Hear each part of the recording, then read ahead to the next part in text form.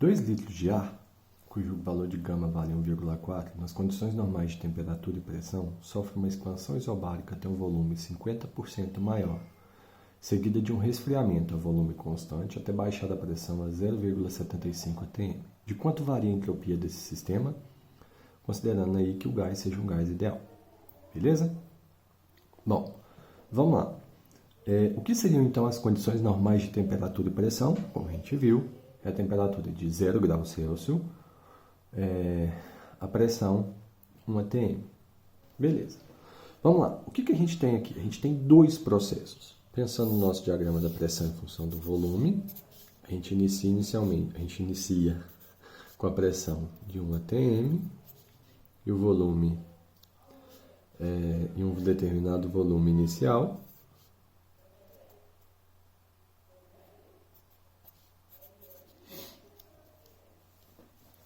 Depois, a gente vai ter então uma expansão isobárica até um volume,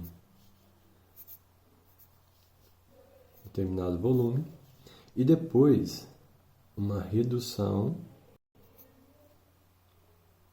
um resfriamento a volume constante até o valor de 0,75 atm.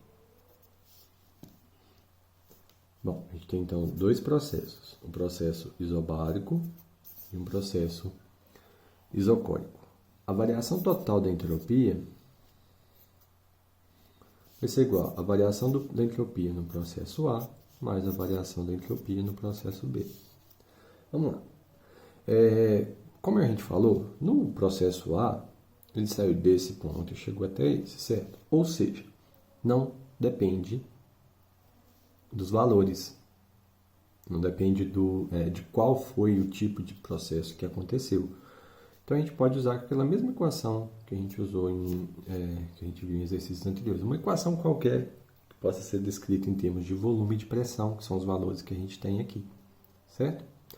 Bom, então a variação da entropia no processo A pode ser escrita como N vezes o calor específico a volume calor específico molar a volume constante vezes o logaritmo da pressão final vezes o volume final elevado a gama, dividido pela pressão inicial, vezes o volume inicial elevado a gama.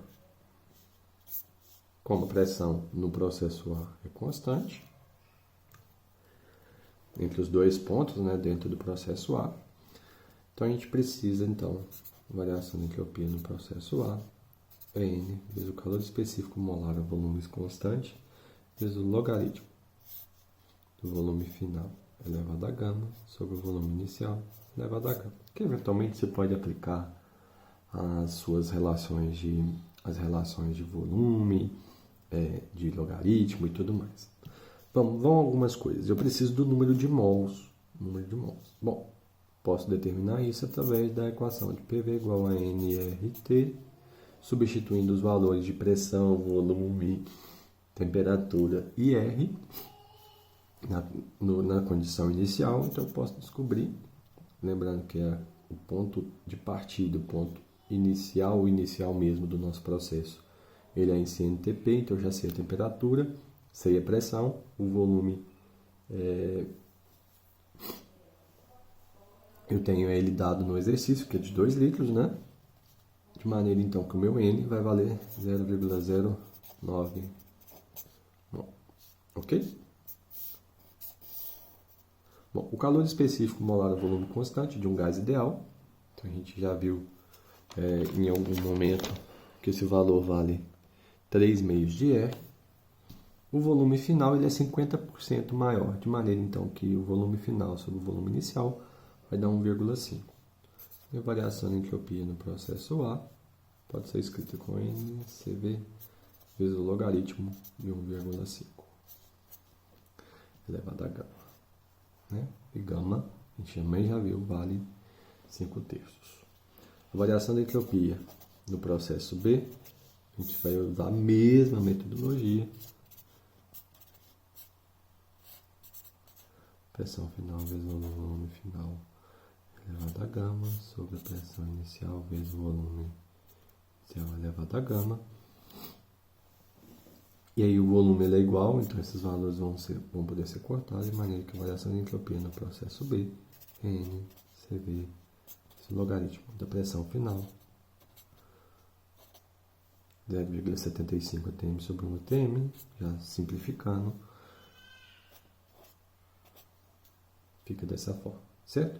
Substituindo os valores e resolvendo, a gente descobre então que a variação da entropia total nesse processo é de 0,311 joules por Kelvin. Parece pequeno, mas a gente tem que lembrar que o número de mols é pequeno e a variação da temperatura começa em 0 graus Celsius. Então a variação da temperatura não é tão alta, ok? Beleza.